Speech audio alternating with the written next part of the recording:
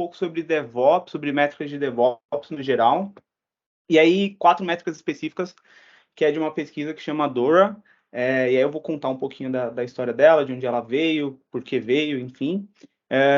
Mas é isso, se vocês tiverem dúvidas, se vocês quiserem perguntar alguma coisa aí no meio da apresentação, fiquem à vontade. Pode ir me interrompendo, perguntando. Não precisa deixar para o final, beleza? Então, bora lá. De novo, papo sobre Dora. Então, primeira coisa, né? O que é Dora? De onde veio? Como funciona? Então, ela é uma pesquisa que começou a ser feita lá em 2014, então faz bastante tempo. Desde 2014, ela acontece uma vez por ano. Hoje ela é patrocinada pelo Google, então se vocês forem lá, State of DevOps do Google, que eles publicam todo ano, é baseado em cima dessa pesquisa. Mas ela não nasceu necessariamente em cima, dentro do Google, né? O Google, quando viu que estava rolando, ele começou a patrocinar. Mas o que ela mede, né? E qual que era o objetivo dela? Ela estava querendo encontrar quanto as práticas de DevOps afetam de fato a organização, né? E quando ela pensa em afetar a organização, ela pensa em afetar a performance da organização. Então, quanto está correlacionado uma empresa que tem uma performance legal versus as práticas ali de entrega de software que ela tem no dia a dia, né? Versus os processos de DevOps que ela tem no dia a dia. E aí, dentro disso, ela conseguiu encontrar quatro comportamentos padrão dentro de todas as empresas que tinham práticas ali de DevOps, que são essas quatro, né? Então, a frequência de deploy, o lead time, o mean time to recovery, a gente vai falar um pouquinho de cada um, mas que é o tempo que a gente leva para se recuperar de um outage, alguma coisa assim. E o change failure rate, que é o quantas vezes a gente tem algum problema depois de um deploy.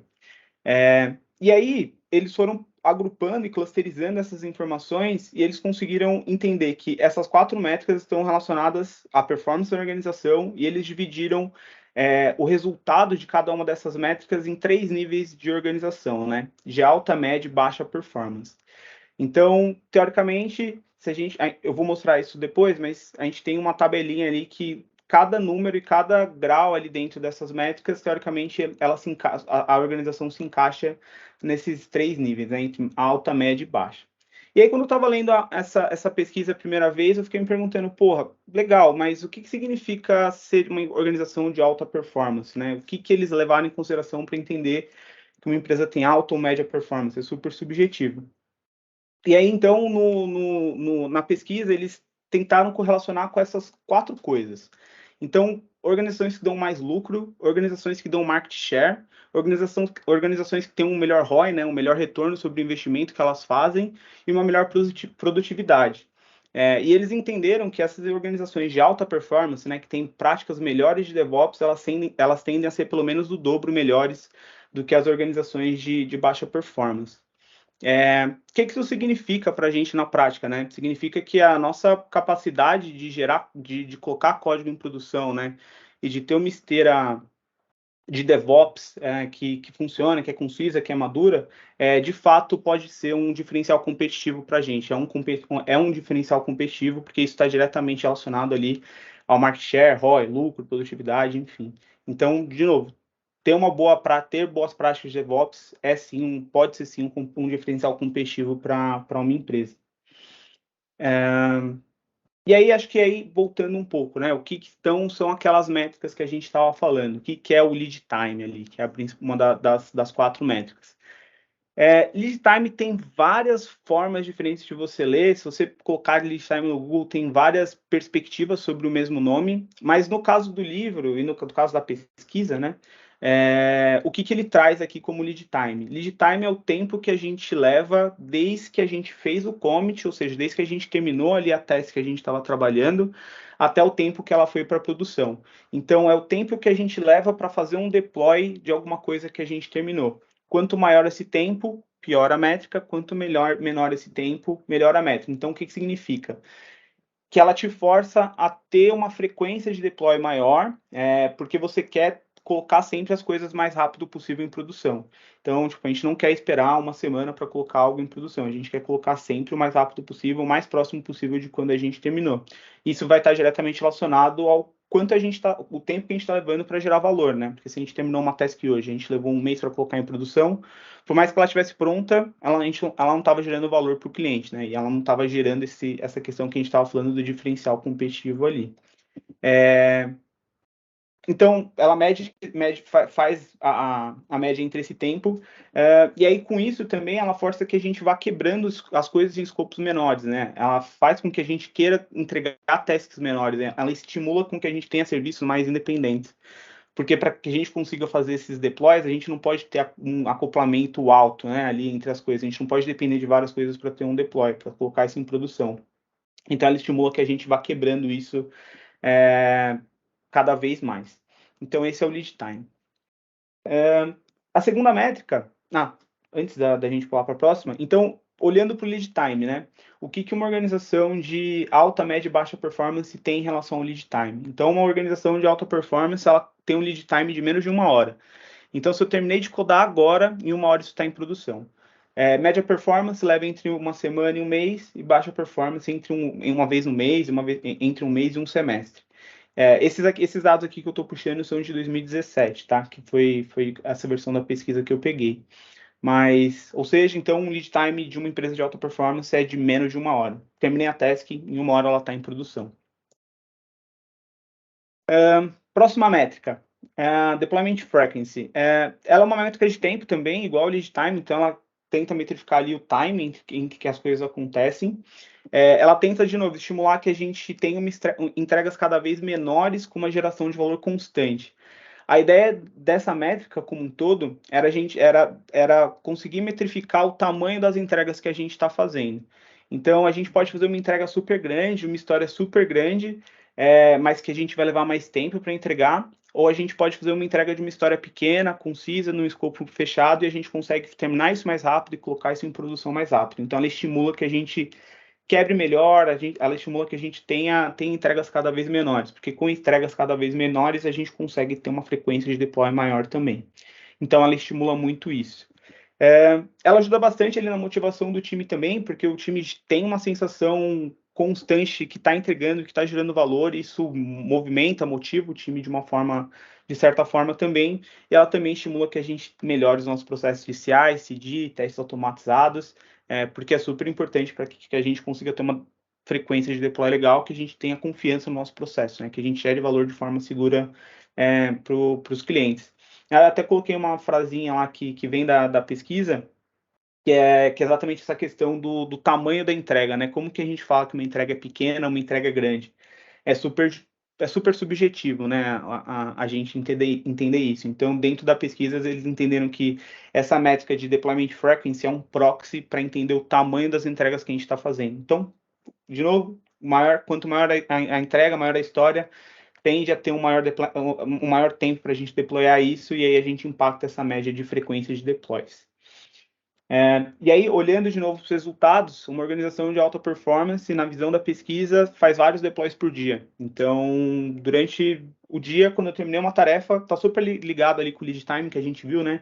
Que a gente terminou algo agora, em menos de 1 hora está em produção. Acho que aqui o deployment frequency expõe isso também. Então, a gente vai ter vários por dia. Então, a gente vai fazer deploy várias vezes por dia. Assim que a gente acabar de fazer alguma coisa. Empresas de média performance, entre uma vez por semana e uma vez por mês, e baixa performance, uma vez por mês e uma vez por semestre. Mean time to recovery. Aqui a gente muda um pouco o escopo da métrica. Essa aqui não é uma métrica mais de tempo, essa aqui é uma métrica de estabilidade. O que ela significa? É o tempo que a gente se recupera, que a gente leva para se recuperar de um incidente. E aqui o incidente que eu estou falando é um outage mesmo, não um incidente com alguma coisa específica em produção, que está impactando um cliente ou alguma coisa assim, mas mais um outage, né? Tipo, putz, um serviço caiu, um serviço saiu do ar. Quanto tempo a gente leva para fazer o restore do serviço, para ter tudo operando de novo, né? E coisas que ela expõe, né? Qual que é o nível de confiabilidade entre o time e a plataforma, né? O quanto o time tem confiança ali para dar manutenção e para conseguir fazer com que aquela plataforma volte a funcionar. Outra coisa que ela acaba expondo também é como que a gente consegue se planejar e ter um planejamento e ter um entendimento de como a plataforma acontece em produção, né? Isso depende de uma maturidade do time e da empresa como um todo, para que todo mundo tenha um certo know-how nesse sentido.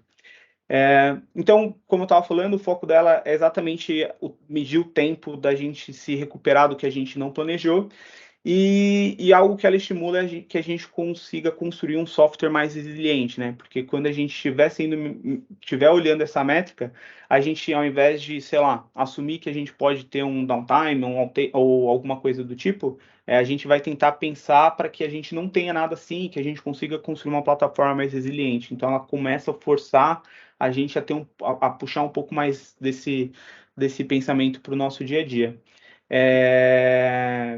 E acho que, de novo, né, trazendo ali parafraseando a pesquisa, tipo, no jeito que a gente constrói software hoje em dia, é impossível achar que não vai ter algum problema, né?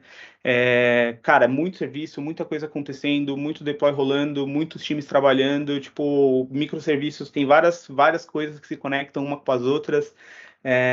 Então é difícil a gente achar que não vai acontecer. Mas dado que a gente prevê que vai acontecer, né, como que a gente se planeja para ter um mean time to recovery cada vez melhor e mais rápido, né? Acho que é um pouco disso que essa métrica traz. E aí, de novo, olhando ali para a pesquisa, então, numa organização de alta performance, o mean time to recovery é menos de 1 hora, média menos de um dia e baixa entre 1 semana e um mês. Então, numa organização de alta performance, pô, aconteceu alguma coisa, rolou um outage agora, pô, em um timing de menos de 1 hora, a gente vai estar com tudo funcionando de novo. E aí tem lá a baixa e a média performance na visão da pesquisa. E aí a última métrica que a pesquisa trouxe é esse Change Failure Rate, que também é uma métrica que traz essa questão da visibilidade, da estabilidade, e é uma métrica que está muito relacionada à qualidade do processo que a gente está fazendo. Por quê? Porque se eu fiz alguma feature, coloquei ela em produção e eu tive um problema no deploy, tive que fazer um rollback, eu tive que fazer alguma atuação manual ali, talvez isso esteja expondo que a gente não teve um processo legal de qualidade no meio. Pode ser por várias coisas, né? Pode ser um erro de configuração, pode ser um vacilo ali de infraestrutura, pode ser algum bug mesmo, mas como um todo, ela reflete a qualidade dos testes que a gente teve ao longo do processo. Então, pô, às vezes acontece, né, da gente subir alguma coisa para algum ambiente que não tinha uma configuração ali, e aí o deploy quebra, né? Se a gente chega nisso em produção, significa que, pô, de alguma forma a gente não testou esse deploy em todos os ambientes que a gente deveria testar, a gente não validou as coisas do jeito que a gente deveria validar. Então, ela expõe muito esse lance da qualidade. E aí é isso, né? E ela vai definir o quanto o nosso processo de CI/CD está de fato maduro e tá confiável. E aí acho que só lendo ela de novo, né? Tipo, entre aspas, traduzindo, quantas vezes de fato a gente atua depois de fazer um deploy? A gente só lá dá o start no GitHub, o deploy acontece e tudo funciona, a gente tem sempre que ficar dando algum tipo de manutenção ali, seja ela qual for, ou configuração, bug, enfim. E é isso. Como eu estava dizendo, e aí eu acho que a pesquisa também traz bastante isso, ela é uma qualidade, é uma métrica fundamental quando a gente olha para a qualidade de software, né? E aí, olhando para o Change Failure Rate, né, o quanto isso acontece nas organizações, então, organizações de alta e média performance é de 0 a 15%, então, num rate de 0 a 15% versus deploys, essa métrica basicamente é o número de deploys que você fez dividido pela quantidade de falhas que você teve, e aí você vai tirar o rate. Então, uma alta e média performance de 0 a 15% e de baixa performance é de 31 a 45%. Então, olha tipo, a diferença, né?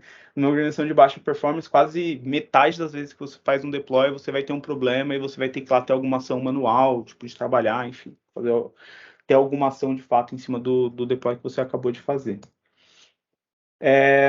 E aí, acho que uma coisa muito legal que a pesquisa traz é que o desafio está de fato em como você aumenta o tempo, né? Como que você aumenta a lead time e deployment frequency sem que você abaixe a estabilidade.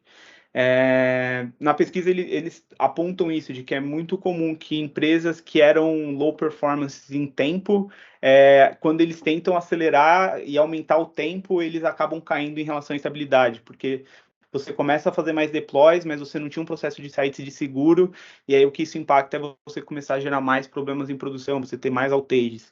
Então, acho que o segredo é entre essas duas coisas é você conseguir estabilizar mesmo, você evoluir a entrega em produção, você fazer mais entregas em produção, mas ao mesmo tempo você acompanhar com qualidade e evoluindo também o seu processo de DevOps como um todo.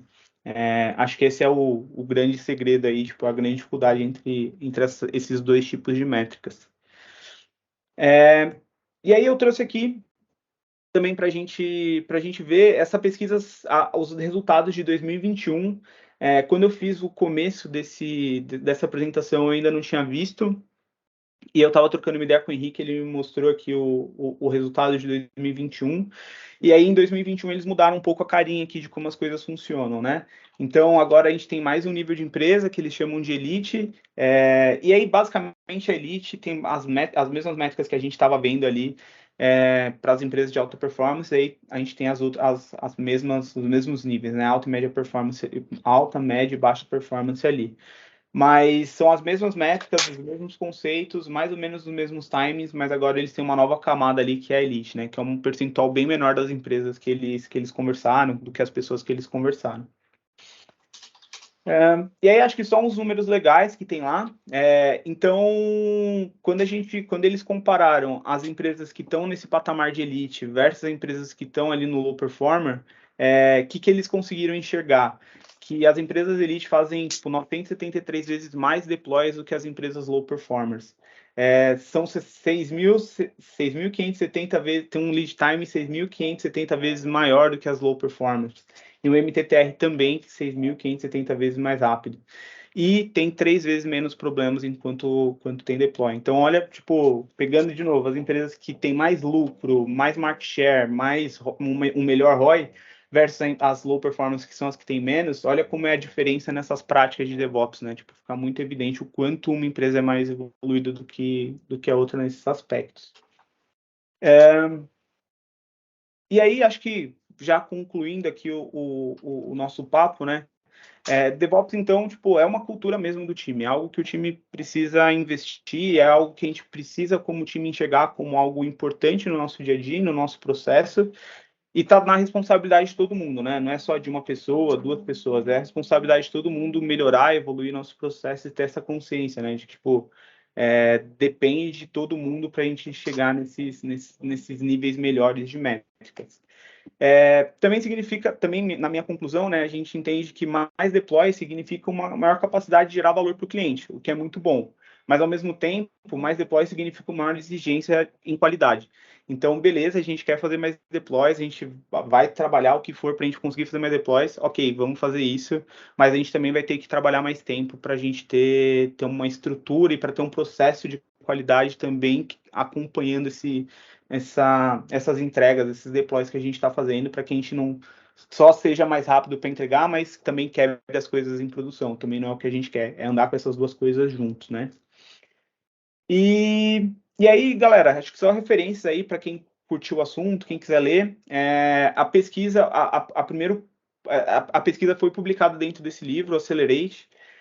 Então vocês podem ler lá, é bem legal, tipo, ele apresenta a pesquisa, ele apresenta o método com que a pesquisa foi feita, ele apresenta um use case das empresas que eles falaram. Então é bem completo, pô, de fato vai bem no detalhe aqui, eu só dei um highlight, um overview, tem outros aspectos que eles olham também, mas tipo, boa parte aqui do que eu puxei veio das referências aqui desse livro. E é isso, galera. Acho que era isso que eu tinha para mostrar, assim, para vocês. O que vocês acham? O que vocês acharam? Já conheciam? Tipo, alguém já tinha visto? Falem aí. Bem Cara, legal, Rafa. eu tava lendo o livro, eu tô lendo ainda, na real. Eu tô lendo ele e outro livro aí de Stephen Plus Engineer, de outro autor. Mas, cara, me chamou muita atenção que realmente para mobile é uma coisa complicada. Não é o mesmo contexto, saca, da pesquisa. Tem a questão das lojas, tem o tempo de aprovação. Esse livro foi feito, inclusive, antes que a Google Play trouxesse o novo processo, né? Que agora eles têm um tempo também de review que acaba demorando um dia ou dois. Então, eles acabaram virando uma app, no final das contas, por esse mesmo motivo, de qualidade. No Android, a gente conseguia fazer deploys contínuos, mas agora a gente não consegue mais. Olhando um pouco para por caso de sucesso aí, o caso de uso, né, da Nubank, eu estava querendo comparar, né, como eles fazem. Eles fazem alguns 2, 3 anos atrás, começaram a introduzir o sistema de Server Drive UI, né, tipo o back-end servindo telas dinâmicas. Mesmo assim, eles não utilizam esse processo para fazer entregas de features realmente importantes. Eles fazem uma questão mais de features que eles adequam dentro de umas diretrizes que eles definiram, sabe? Eu consegui trocar na época uma ideia com os engenheiros lá da Nubank e eles trazeram esse ponto. Cara, Server Drive UI, a gente faz coisa tipo uma coisa que é uma tela abrindo outra tela e vai fazer um evento, sabe? Eles não fazem coisas mais complexas em questão de financeiro. Então, eu realmente estou lendo o livro para trazer essa visão para o time de mobile, mas a gente eu pelo menos acho que a gente vai ter que adaptar alguns conceitos, sabe? Mas eu achei bacana, Vargas, o que você trouxe, eu acho que realmente faz muito sentido, especialmente a questão de mais deploys, mais qualidade, isso é uma coisa que aqui no mobile a gente tem sentido bastante, né? A gente tem deploys muito acelerados de uma semana, o que realmente temos mostrado onde a gente está falhando, né? A gente está trabalhando em cima desses pontos. Mas bacana, Vargas. Só queria dar esse ponto ali que eu também estou lendo o livro, porque fiquei muito interessado em como aplicar esses conceitos no contexto de mobile. Mas bacana, parabéns, cara. Valeu. E eu não entrei no detalhe aqui, né? Mas no livro ele fala sobre deploy de mobile também, porque é um outro contexto. Tipo, não dá para olhar da mesma forma. Mas, enfim, depois eu posso até fazer um outro talk disso, mas ele entra um pouco nesse aspecto, né? Que também não dá para levar isso em consideração para tudo. Cada coisa e cada tipo de serviço vai ter o seu contexto ali, de como faz deploy, da frequência que dá para ser feito. O mobile tem uma particularidade mesmo. Eu tenho uma pergunta, será que tem alguma forma, assim, como a galera acaba medindo essas métricas? Tipo, é de forma manual, de forma automatizada? Tipo, a gente consegue metrificar isso aqui dentro hoje? Cara, consegue. Eu não sei se o Honorato tá por aí, mas eu tava falando com ele disso essa semana. Frequência de deploy é o mais fácil, né? Só pegar lá dos deploys que você fez, dividir e fazer o cálculozinho lá de quantos deploys você fez por semana, por exemplo. Então, deploy é fácil e lead time é tranquilo, né? Porque é o quanto tempo, ou claro que depende de alguns padrões ali que você vai assumir no board do Gira e tal, mas o que a gente estava pensando é ter uma coluna que representa que a tarefa de fato está pronta, ready to deploy, acho que a gente já tem ela hoje, e o quanto tempo ela leva para ir até Done. Então, tipo, essa era uma das ideias que a gente estava. E aí, tanto pro mean time to recovery e pro change failure rate, a gente estava pensando em criar um tipo específico de issue no Gira, né? Que é, cara, tive algum problema em produção, daí você colocar o tipo que você teve ali de problema, e aí a gente cadastra isso no board do time para a gente conseguir metrificar. Mas enfim, acho que tá andando assim ainda com o Norato, tô trocando essa ideia com ele de como a gente faz isso. Quando a gente tiver, eu posso fazer uma talk também e mostrar como a gente tá querendo coletar essas métricas lá. Boa, legal. A outra Rafa, eu tenho dúvida uma. que eu tinha... Opa, manda ver, Thiago. Não, foi mal. A outra dúvida que eu tinha era mais relacionada à frequência de deploy. Hoje enxergam, assim, a gente evoluindo o modelo de frequência de deploy, assim, para algo do tipo, diariamente, porém no período noturno apenas, ou a qualquer momento do dia mesmo.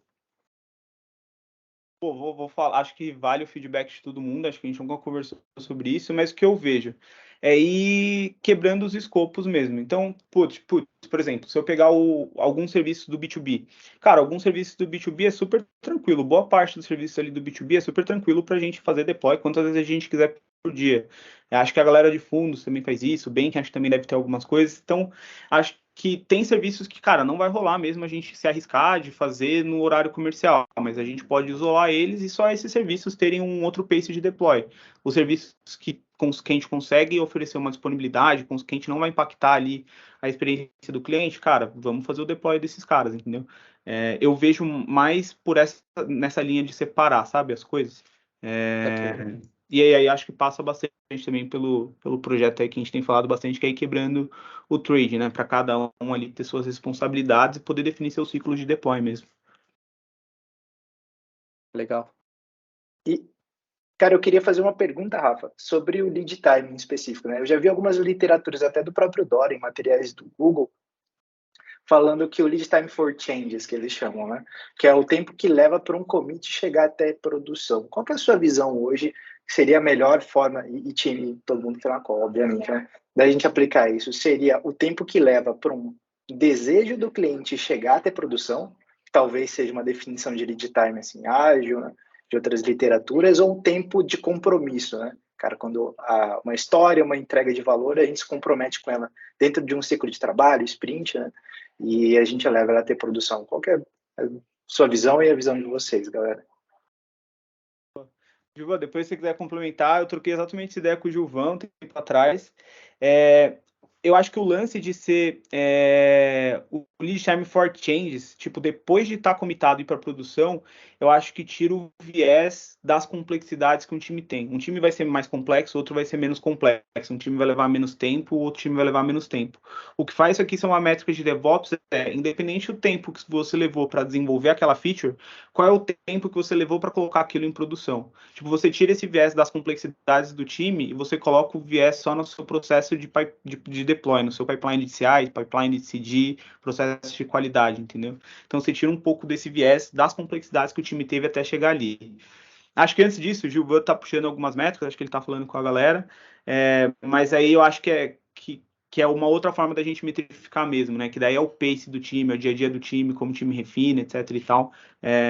Por isso eu acho que, assim, para mim faz sentido isso aqui ser só o lead time for changes, porque daí a gente garante que a gente tá falando de DevOps mesmo, sabe?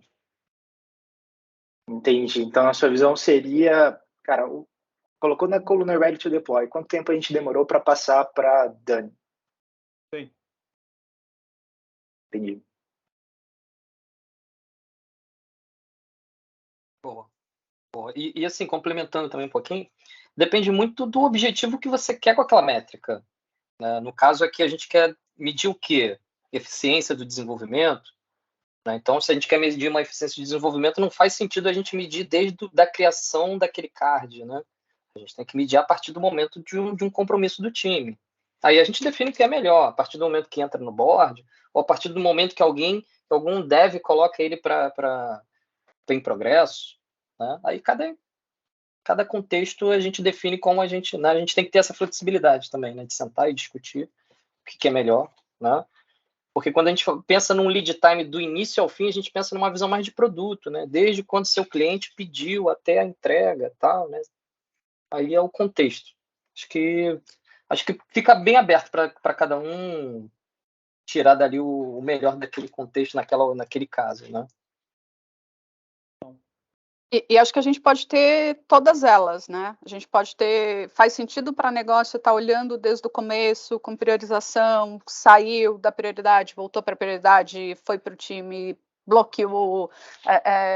Faz sentido ter essa visão, faz sentido ter a do time ali, beleza, começamos, porque talvez a gente tenha um gargalo em teste, ou em code review, ou em qualquer coisa, a gente vai verificar outras coisas. E diferente de DevOps, que é um outro ciclo, talvez a gente tenha as três.